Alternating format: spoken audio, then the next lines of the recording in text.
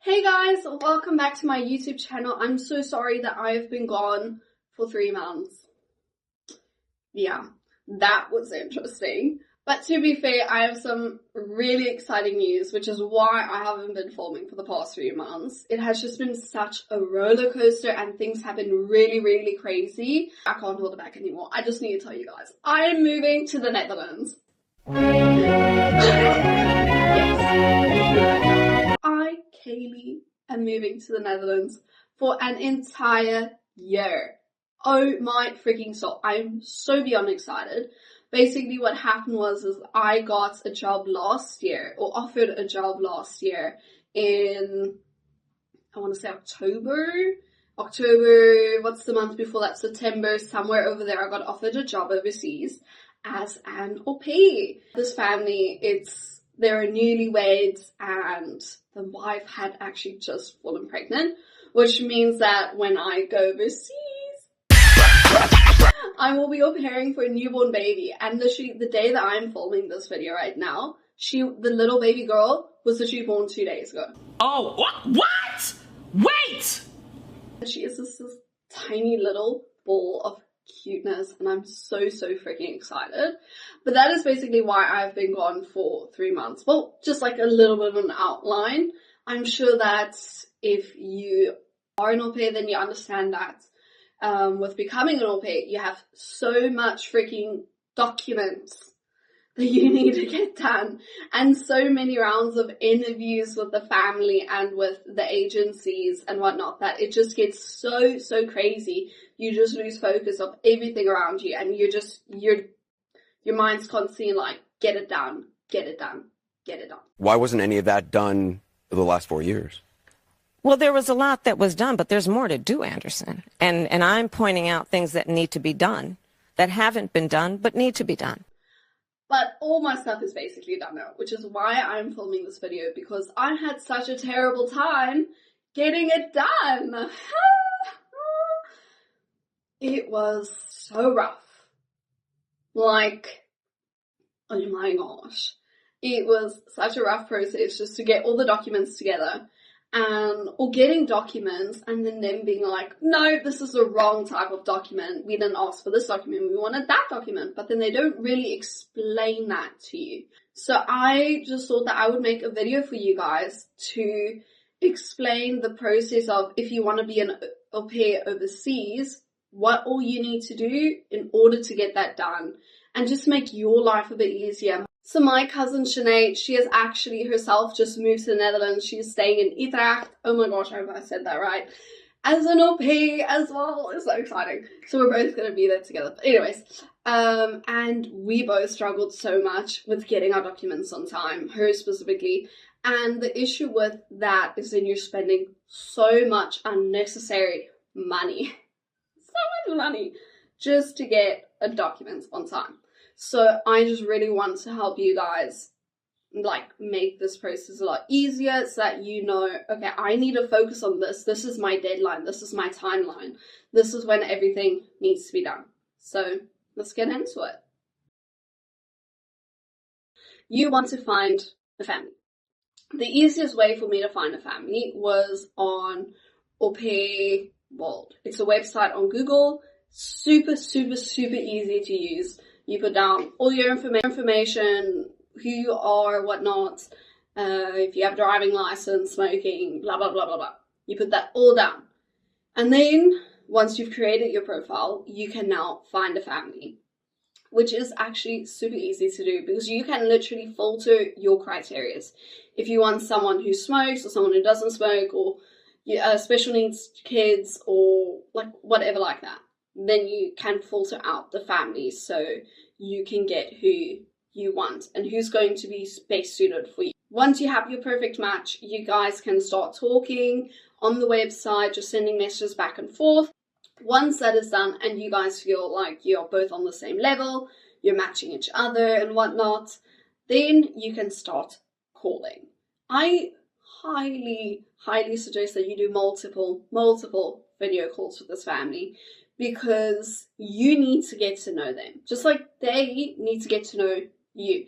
And if you reject video calls, they're immediately going to be like, this isn't going to work out, because you are going to be working with their little kid, their little angel. Yeah.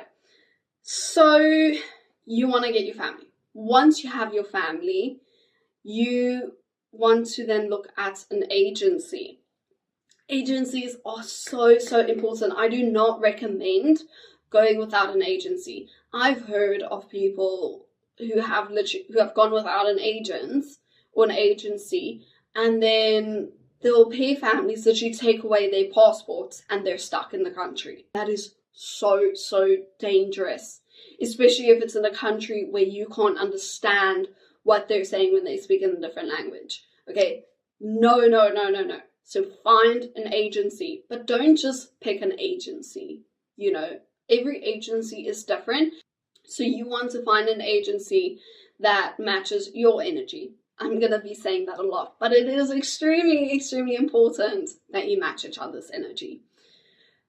So once you have your agency, obviously, they're going to be helping you with, like, telling you what you need to do, when you need to do it by, and blah, blah, blah, blah, blah. But this is where it starts to become really tricky. The documents and getting your documents done. So let's just talk quickly about timeline. If you want to leave in 2 months, it's either 100% going to happen or it's 100% not going to happen. And that all has to do with your finances and your documents. Do you have enough finances in your bank account? Like, can you take care of yourself financially throughout this entire process? And do you have your documents done? That is literally, that's your make or break. If you want to leave in a month, 2 months, or 3 months. If you want to leave in, say, 4 months, like going higher on the list, then you can relax a bit, but also don't relax too much. Okay, this is not an easy process, but you can just breathe a bit better. And the reason why I say this is obviously then you have a bit more time to get your finances together and you can get all your documents together. Now, documents. What documents do you need? You obviously need your passport. If you don't have your passport, that is the first thing you're going to go get, because that can take 3 months. Yes, I waited about 3 months for mine, and it was a very stressful 3 months. You need to go get your passport first. That is your big one that you got to do first.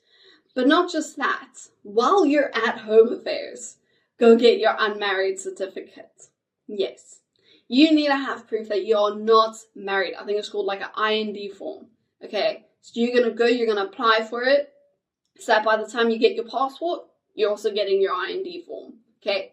Very, very important. It cannot be older than 6 months. Mine was older than 6 months and I had to rush to Home Affairs and go apply for a new one. And it was the most terrifying time of my life. But I got it. I got it in the end. Okay, so you want to apply for passport and your unmarried certificate in one go. Obviously, if you don't have your passport, just then your unmarried certificate. If you do not have your unabridged birth certificate, like me, go apply for it as well. Just get all your documents in one go. So your passport, unmarried certificate, and unabridged birth certificates. I will explain why you need that later. Then once you have all of these documents, you want to go and apostolize your unabridged birth certificate and your proof of unmarried status. These both need to be apostolized. But your unmarried certificate cannot be older than 6 months, and your unabridged birth certificate cannot be older than 3 months. The apostolized version. Okay, it cannot be older than 3 months for the unabridged birth certificate. So, depending on your timeline, be very careful when you apply for these documents.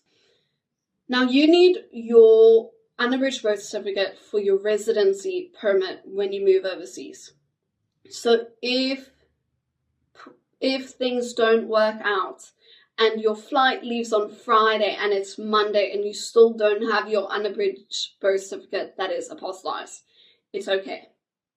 You don't need to stress too much. Because if you say only have 2 more weeks left for it to arrive, you're good. Because then once you're in the Netherlands or wherever it is that you're going, your parents can just send it over and you'll have it. It's not the biggest problem, but if you're like me and you stress a lot, you want all your documents when you leave. Okay, so you now have all your documents. You have your passport, you have your unabridged birth certificate and unmarried status thing. That's all been apostolized, everything's done. Bravo. Or it's on its way, but it's basically done because you're just waiting for it to arrive. The next thing that you're going to be doing is you're going to be booking your plane tickets. Now, it's very, very, very important how this is going to work, because you need to book your plane tickets and then an embassy appointment for 3 weeks after you have booked your plane tickets. So you are going to now plan this according to when you're leaving as well.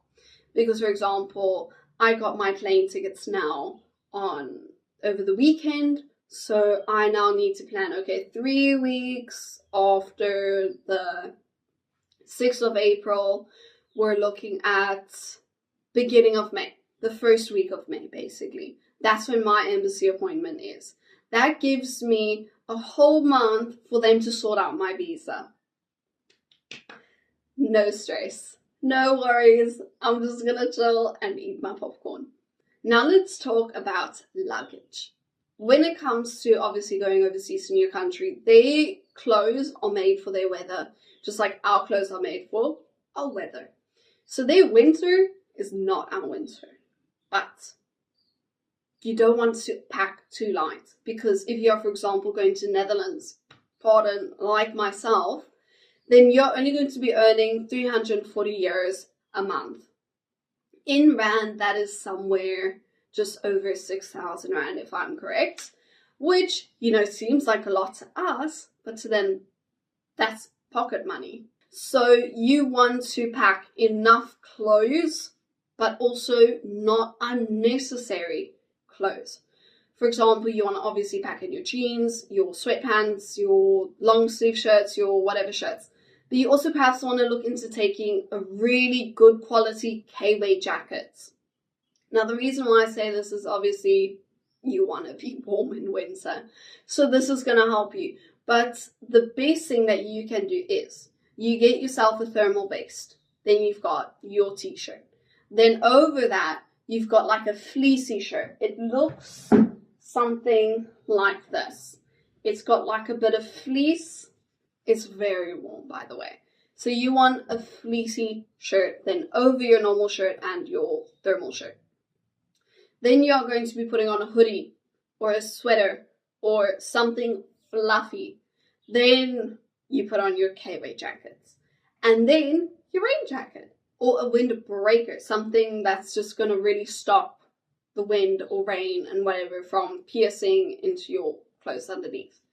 That is your basic attire for winter. Obviously, there you can look into getting more thicker jackets, maybe invest money into just one really, really, really good quality jacket. But also for pants, don't worry, don't stress too much about that, because in the end, thermal tights. Just get as many thermal tights as you can get and you're going to be solid. You're going to be okay. So that basically concludes this video. What did you learn today? Get your documents and make sure your finances are in check. But I really hope that, what I've now told you is going to help you, because I know it's only 3 main documents that you need to get. And it's like, whatever, Kaylee. But speaking from someone who it took now 3 months, over 3 months, and I had to literally individually go for each document because I didn't realize that I needed this for that, or that for that, or this needs to be apostolized and whatnot. So I hope that this video does help you. Obviously, if you have more questions, maybe I missed something in the video, then you're more than welcome to comment down below and I will let you know as much as I possibly can. But good luck on your pair journey. I hope that you have an amazing time wherever you go. Or if this has now made you a bit more interested in, what's au pairing? Please go check it out. It is such an easy way to experience a new culture, to go overseas wherever you want. Because, I mean, if you want to go to Australia, you can go to Australia and au pair there. So literally, check it out. I think it is the coolest way that you can experience this and just learn who you are. So please go check it out if you're interested. Otherwise, I hope this video was helpful. And I will see you hopefully soon. Maybe, I don't know when, but I'll see you soon.